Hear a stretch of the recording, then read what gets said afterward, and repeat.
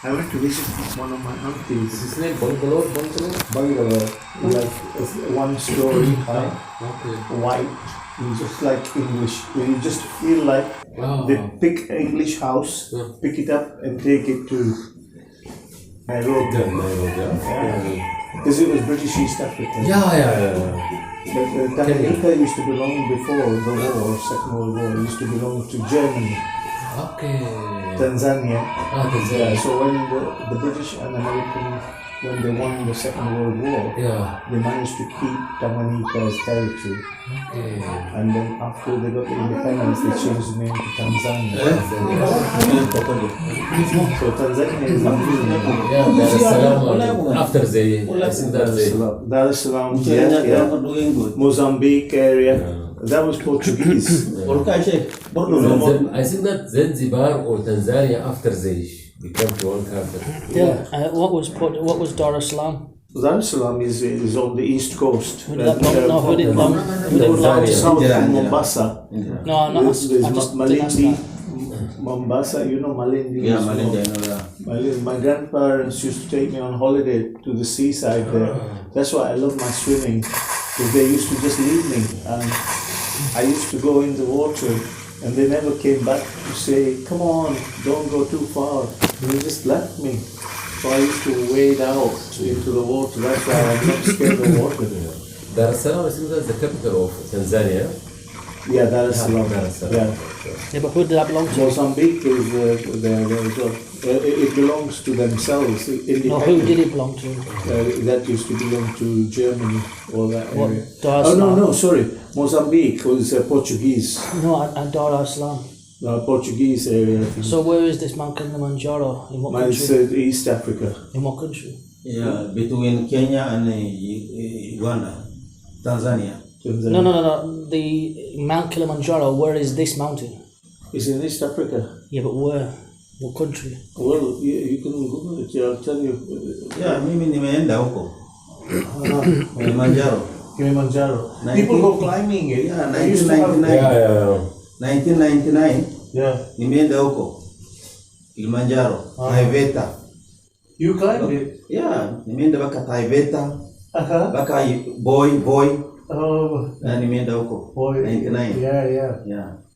There was Kisumu. Yeah, even Kisimu is bande ile Yeah. bande ile Lake, part of the Lake Victoria we used to live right on Lake Victoria. yeah. Part of, near Owen Falls, part of Lake Victoria used to be Nyanza. Lake Nyanza, it was like Nyanza. There's Lake Tanganyika as well, isn't there? See? Yeah. And there was Murchison Falls on this side, Aki River, all these places. And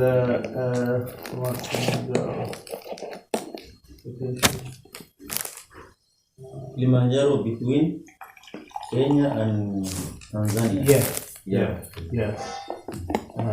And there's the Tsavo National Park, Masai Mara. I went to the Masai Mara about 4 years ago.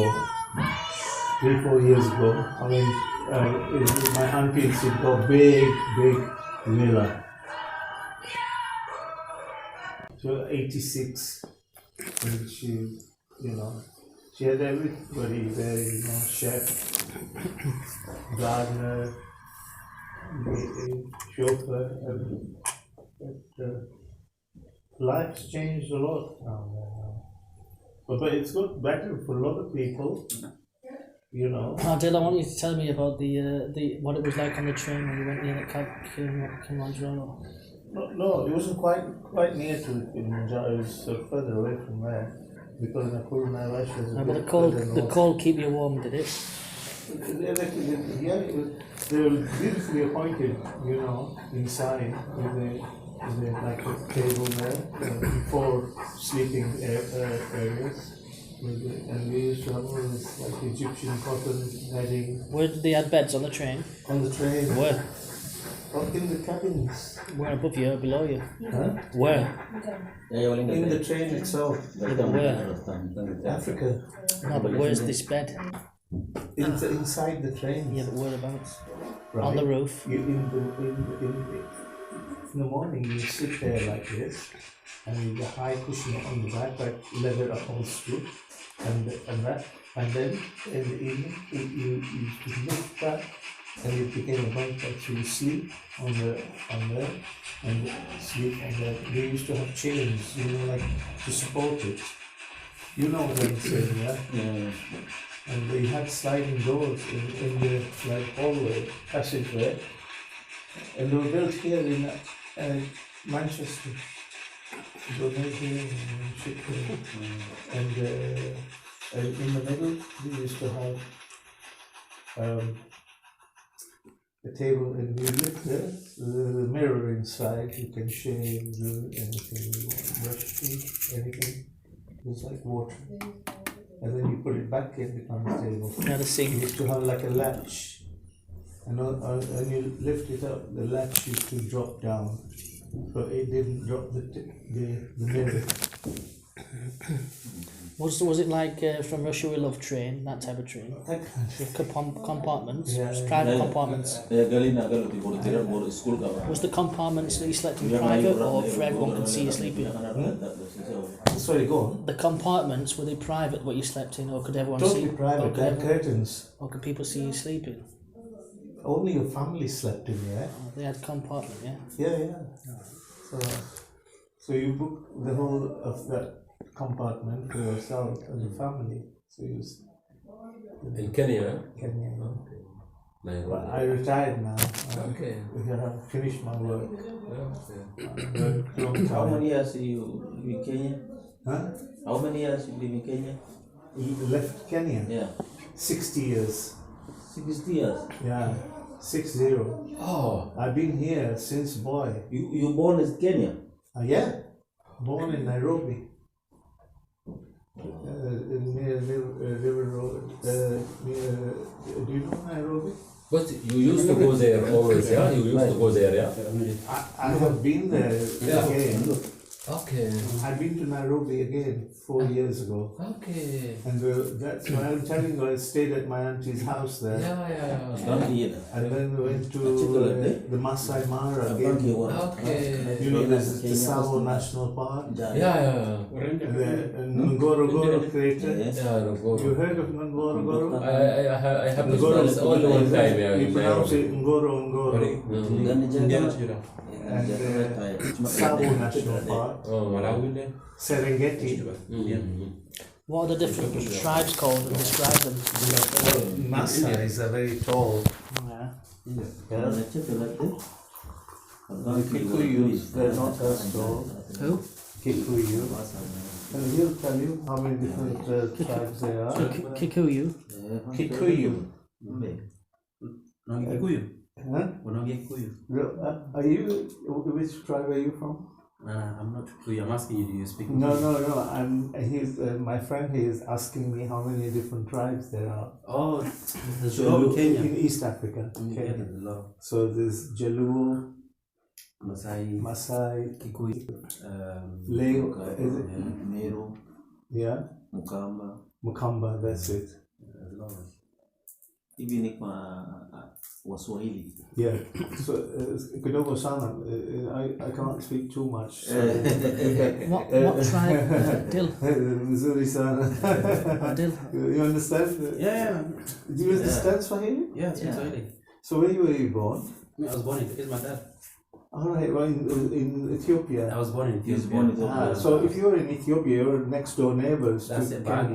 grew up in Kenya. So you're right next door The neighbor. thing is, I grew up in Kenya. I grew up in Kenya all life. Oh, where in Nairobi? So I On the was border? I was born in between, on the border, Moyale, between Oh, Ethiopia right. and Kenya. Border.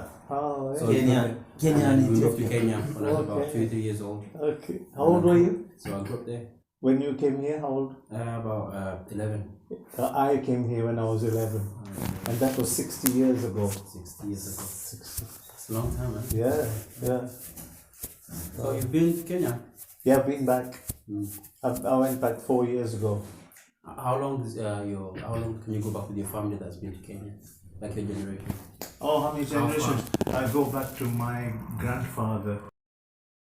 Malawi as well. Well, you know, because India was British as well. I know they Because you know what Queen Victoria's title was, official title. Her official title was Victoria Regina, Queen of England and Empress of India. That was a full title. They didn't. After that, they didn't need to say and Tobago and Trinidad and West Indies and Jamaica and all It was that. just those three Barbados. They didn't need to say all that because just that was enough. Because India was like jewel in the crown for the British at that time. And then when they got the independence, they split it and made it into Pakistan and India. Yeah? But where did these trains go? When did they build the trains and where did they go to? Oh, the trains, when they built them. They'd been building them since 1864, 1860, something like that. There was a company called Bear and Peacock right here near Clayton, down there. You need to find out from there where was the Bear and Peacock company. They used to make these. They're called the Garrett engines. Garrett. Yeah, in Parliament here, there was a big uproar. Why are you sending all this British engineering to Africa? Because the British didn't know one day they're going to get independence. So in that time, they thought this was like for them it was like a big showground. You see, they were building it and building it and building it. Then Jomo Kenyatta came and he got independence from Kenya because the spoils of the war meant that Tanganyika, which belonged to the Germans, so the British got that as well. So it was Kenya was colony. Uganda was protectorate where we lived. We lived near Lake Victoria in Jinja, and Tanganyika was territory. So one was colony, one was protectorate, because Uganda still had the Kabaka there. He was the ruler. You'll know that. And he was a very handsome guy, and he was the Kabaka. He was the ruler of Uganda. But they didn't displace him. They kept him in his position because it was a monarchy. But they still kept it as a protectorate under British rule, under British administration. So it was led by British.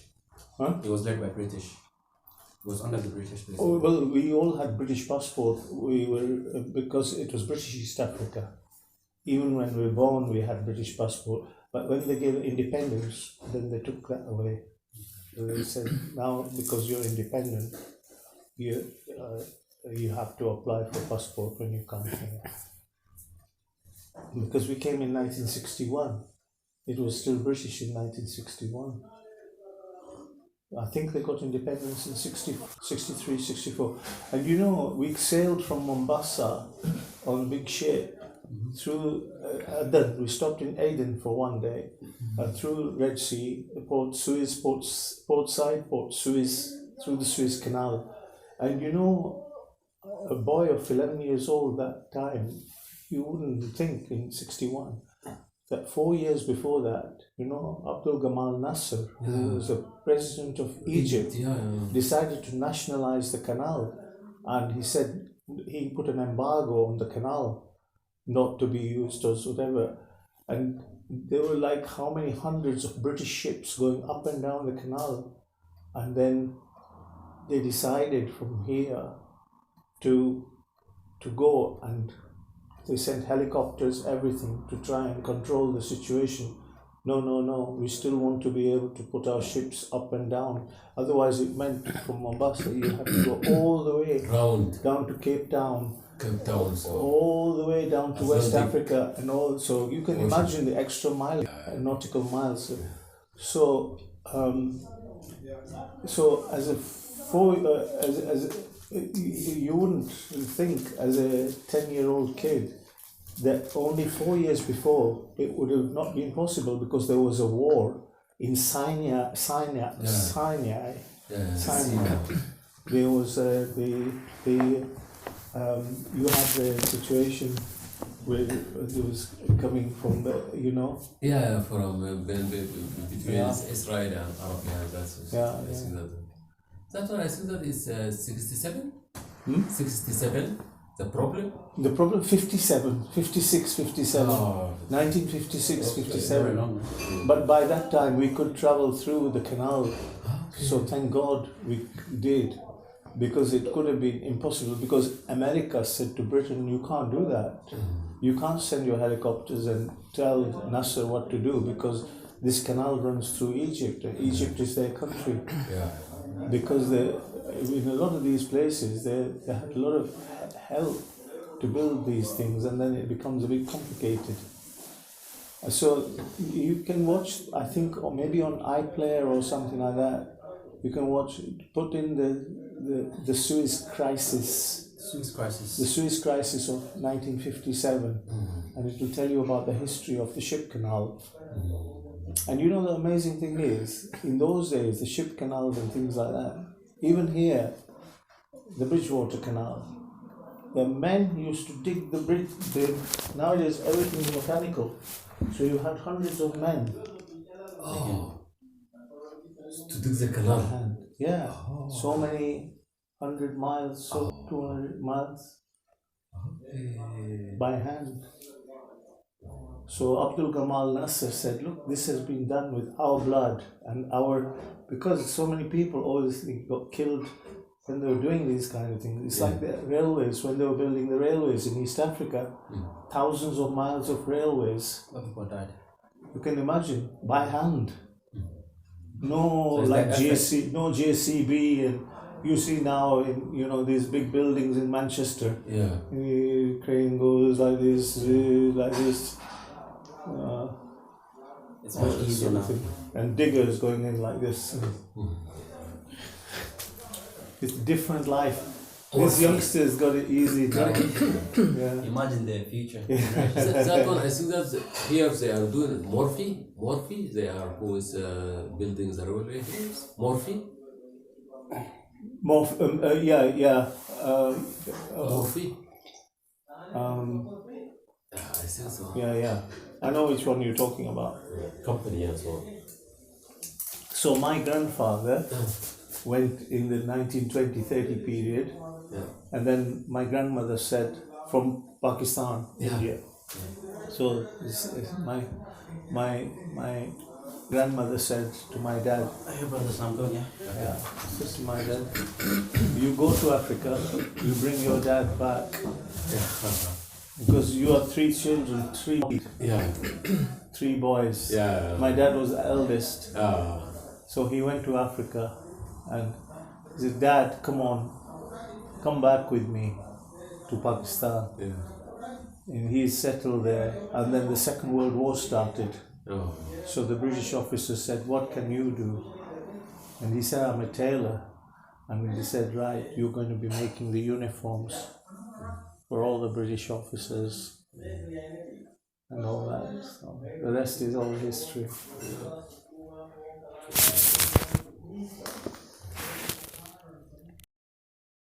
Yeah. So it was all polished inside. What colour? Like a red. Yeah, green upholstery. Green upholstery, leather or Leather. was it leather? Yeah. Really? So green leather, beds, private compartments, Yeah. and any red in there. No. What colour wood is it? Polished wood. Yeah. What colour? Light or dark? Medium dark. And that's it. Yeah.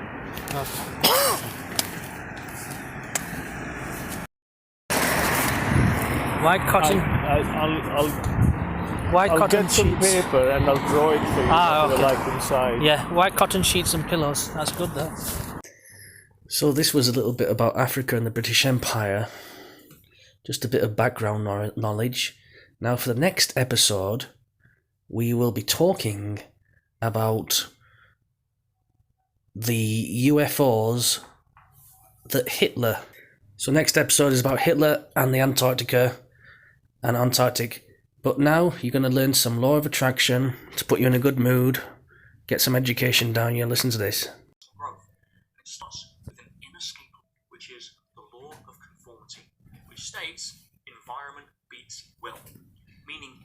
hardwired to adapt to your environment. Now, this becomes obvious if we take a health example. You'll know your body in the gym, it's going to give you biceps. Whereas if you put it in McDonald's, it's going to give you triceps. You see, your body doesn't care which environment you put it in. Its job is to adapt to the one you choose. And while you can have all the willpower in the world and the intention to grow your biceps while you supersize your meal every day, the law states environment beats will. Now, in the gym versus McDonald's example, that's not exactly a revelation. But here's what most people don't know. You have around 50 trillion cells in your body, give or take, and every one of them is governed by the same law, meaning they are programmed to adapt to their environment. Now, on the outer surface of your cells, you've got something called receptocytes, and their job is to monitor the biochemical environment and then feed that information back to the cell so it can adapt accordingly. Again, I'll use an easy example. Any coffee drinkers in the house? Any frappa, mochaccino, latte, americano, whatever it is? Okay, so if you're a coffee drinker, you can tell I'm not, then your cells will have adjusted to a biochemistry produced by high amounts of caffeine. If you don't drink coffee, they won't.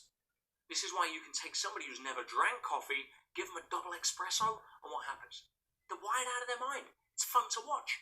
Whereas a heavy coffee drinker can have an espresso after dinner or even before bed and still be able to sleep. Blows my mind. Now, it's the same for people who move from, let's say, a hot country to a cold country. They're going to feel it more than the locals until their body adapts, or what we call acclimatizes. Is this making sense, guys? Now, you may say, okay, Pete, I get that. So what? Well, here's where it gets interesting. Because when it comes to your brain, every thought you think produces a chemical.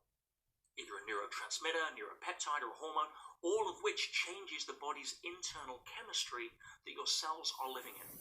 So, sticking with the weather metaphor, I want you to imagine that your thoughts are creating the inner weather that your cells will start to acclimatize to. So let's say you think happy, positive, upbeat thoughts, and this creates a lovely, warm climate for your cells to bask in. And that weather is made up of chemicals such as dopamine or oxytocin or various types of endorphins, which flood the bloodstream with biochemical sunshine. Are you with me so far? Because here's a question. If your cells are acclimatized to a warm environment, what kind of clothes do you think they're wearing metaphorically? Well, most likely swimsuits, sunglasses, mankinis. Well, maybe not mankinis, but you get the idea. Now let's look at the other side of the coin. Let's say you're more prone, like most people, to thinking negative thoughts, or you have any kind of stress or fear or anxiety. Those kind of thoughts produce hormones like cortisol and adrenaline, which create a very different kind of weather for your cells to live in. Think of it as rainy, cold, and grey, kind of like England in summer.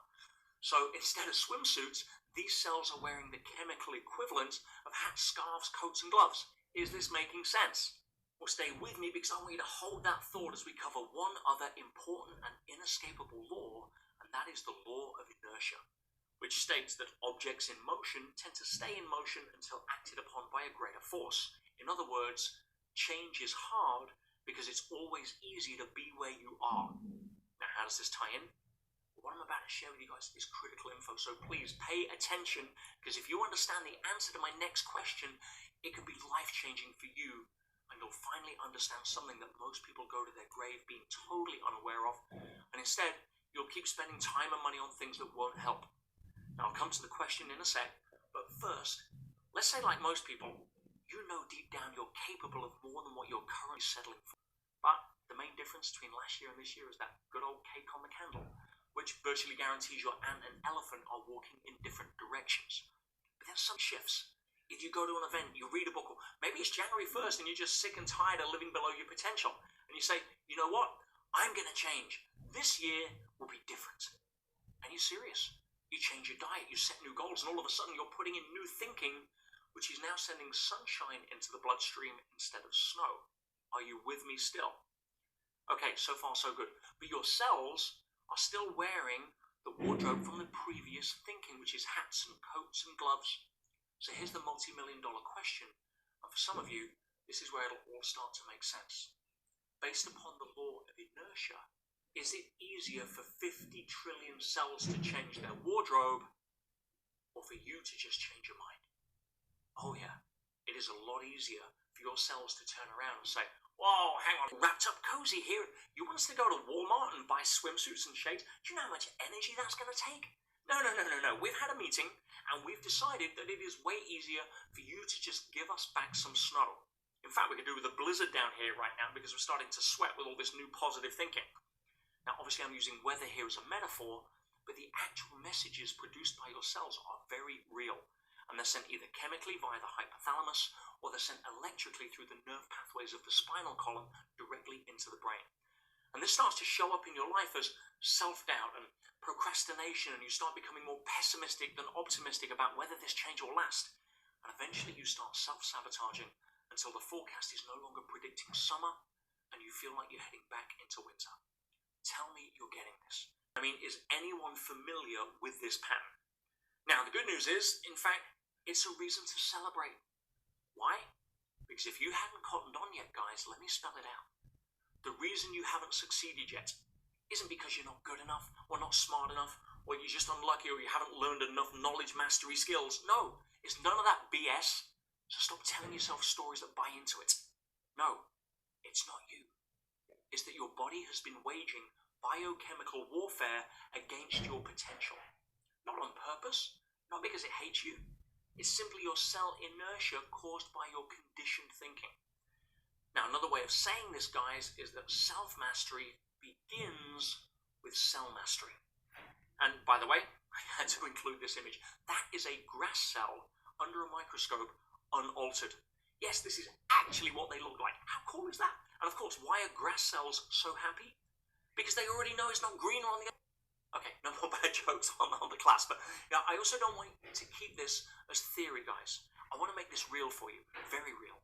So let me share a quick case study to show you how powerful you can become when you get this right. Now, some of you may be familiar with the story of how I ended up as the only non-criminal in Pentonville, which is Britain's most violent prison, having never even been arrested or accused of a crime. Now, if not, you can check out my TED Talk online, but here's the 60-second version. Myself and a big multi-billion-dollar company were see what was happening as negative. And even if a dark cloud appeared on the mental horizon, it was soon sent away. And instead of getting scared or upset, I got excited. I saw this as an incredible adventure, and I made a decision not to see myself as a prisoner, but instead a secret agent of change. And cut a long story short, I ended up getting a lot of the prisoners off drugs. I was stopping suicides. I redesigned the intake system to help reduce violence that's now being used in prisons all over the world. And I even won a national award for the work that I did. Now, I don't tell you that to impress you. I tell it to impress upon you what's possible. Whether I felt depressed? Of course, I'm human. But at those moments, my body waged biochemical warfare, not against my potential, but against my doubts. Because of that, I was able to turn what happened into one of the most incredible and awe-inspiring adventures I've ever had the privilege of living. And that level of self-mastery is available to anyone. So, let's sum up this, as it really is the secret weapon.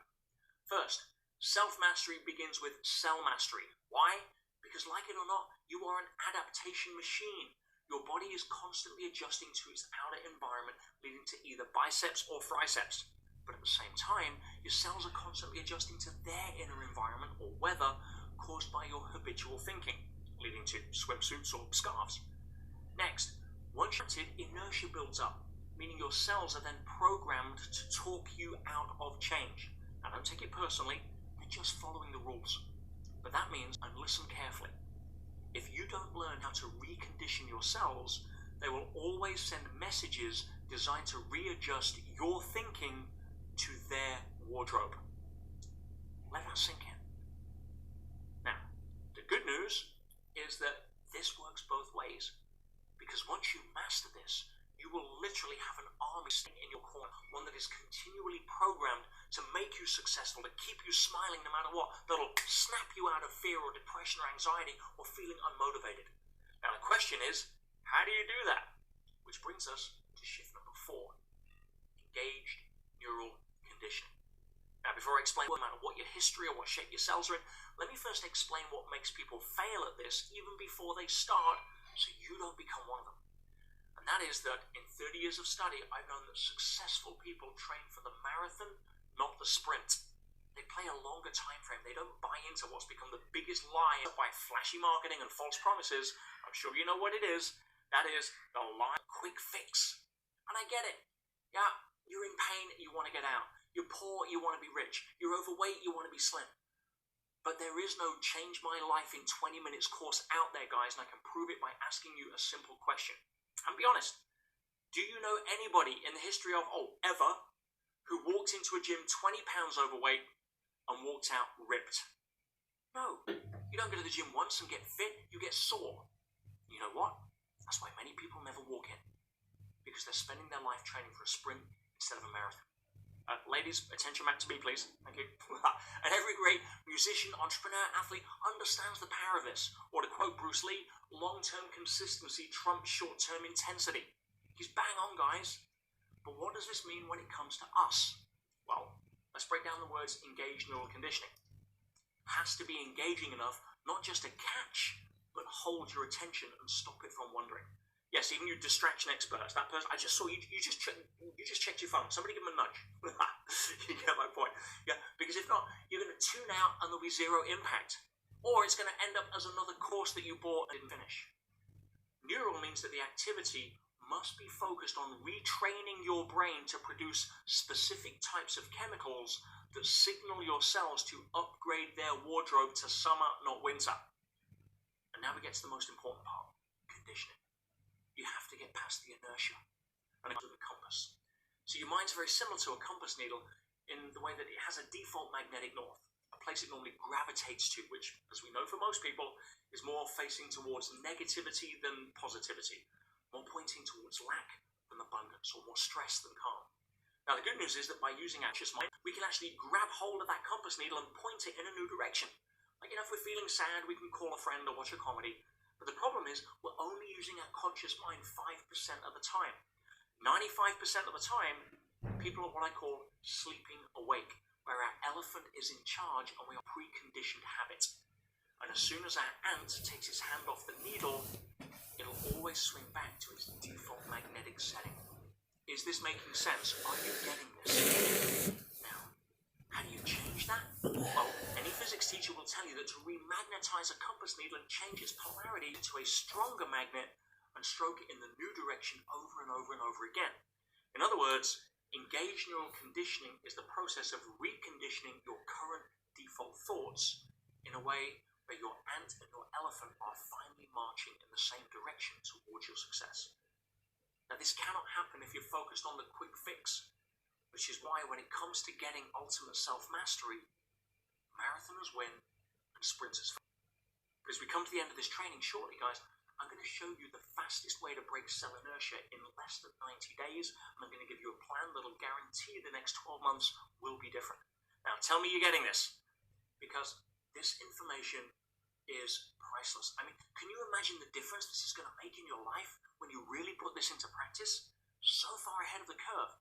But it also ties in perfectly with the last of our 5 shifts, and that is commit to effective action. Now, obviously, the key here is really knowing what kind of action is effective. Because as we saw at the beginning, most people are busy as hell and broke. So let me give you a quick analogy to explain what I mean. A human being is like a bicycle. If we're not going towards something with purpose and momentum, we lose our balance and fall over. Now, you and I are wired exactly the same way emotionally. And the key words here, guys, are purpose and momentum. Because without that, most people are falling flat on their face when it comes to living their potential. You don't take my word for it. Just become a keen observer of people who are up to something, who are walking around on purpose. Have you noticed that? And nowhere do I see it more often than in those who have mastered what I'm sharing with you today. But if you think that taking the same action you've been taking or trying some quick fix is going to produce a different result in your life, you're in fantasy land. And yes, it's always nice to daydream about you-knows and time. At some point, if you don't take action on applying these 5 shifts, somebody else may take your furniture. And I care enough about you to tell you that straight. And because for some of you, it may be the kick up the butt that you need.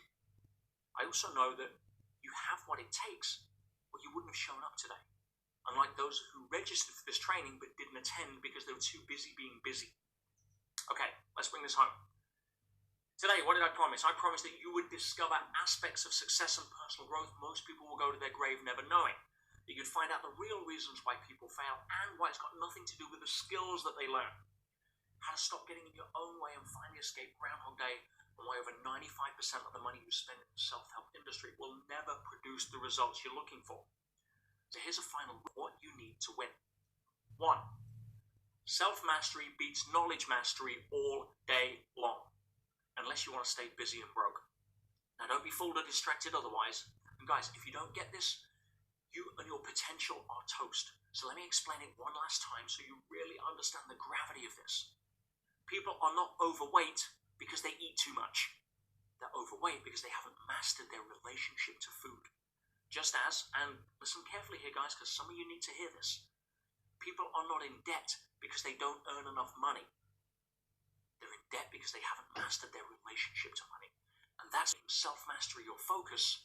Diets will never work, and money-making opportunities, no matter how good they sound or are, will never increase your net worth if you haven't removed the invisible glass ceiling that knowledge mastery keeps you trapped under. 2. Release your subconscious brakes, because if you're always going to be running off hidden beliefs that limit you. 3. Break your cell inertia. This is the game changer and the real root cause of why people's lives, no matter how many courses they buy or books they read. 4. Use engaged neural conditioning or the impact is just not going to last. And finally, the key that starts the engine here is to take effective action. Stop wasting any more time or money on short-term quick fix solutions. Set yourself up to win for a longer time frame. Now these 5 shifts alone, guys, are enough to propel you from where you are, your current level of achievement, and into an entire new world of success. It's designed to save you time, money, and mistakes you no longer have to make. But it also means that you have a choice. And I want to help you make the right one and get the most out of your time today by asking an important question. Remember, questions focus. It's the question that successful people always ask themselves before committing to a new direction or something worthwhile. And that is, what if? There's 2 parts to this. First, an honest reality check on. What if you don't? You already know where that path leads. Back on the hamster wheel of the old way that everyone else is trying to convince you is effective, spending more money on ineffective solutions that never address the real cause, but secretly hoping this time it's going to work. Focusing on teaching your ant more new skills, thinking somehow your elephant will magically change direction, and wonder why you end up where you started. Or even deluding yourself that indisputable laws of nature don't apply to you, and then wonder why the voice of self-doubt keeps creeping back in. Or you can get excited about asking the question, what if I do? And play a very different game. One where you tap into a methodology that allows you to break free of the emotion and biochemical chains holding you back, unless you fly toward your potential and start living your life with a newfound gusto, remembering what it's like to live on purpose with a mojo that propels you forward, with an army of 50 trillion cells cheering you on, ensuring no matter what the weather anybody else is experiencing, you stay sunny, calm, and powerful, where negative comments and other people's drama doesn't affect you. Now you'll also find that a person who has ultimate self-mastery is also worth way more money in the marketplace and will attract better opportunities, because that's the kind of person successful people want to do business with. Not somebody who can be thrown off balance or goes into a tailspin because of what's happening in the moment, or because something they watch on the news or what somebody said on social media. And every person taken will be, and you won't believe them until you experience it for yourself. So that's a little bit about law of attraction. So now, next episode will be about the Nazi Star Wars type ships and the Hitler going to where Hitler went after he faked his death, and that's for next episode about the UFOs. Not all the UFOs, just the Nazi UFOs. Subscribe, like, share, and learn about the person who has one of these Star Wars-like flying machines in their garage.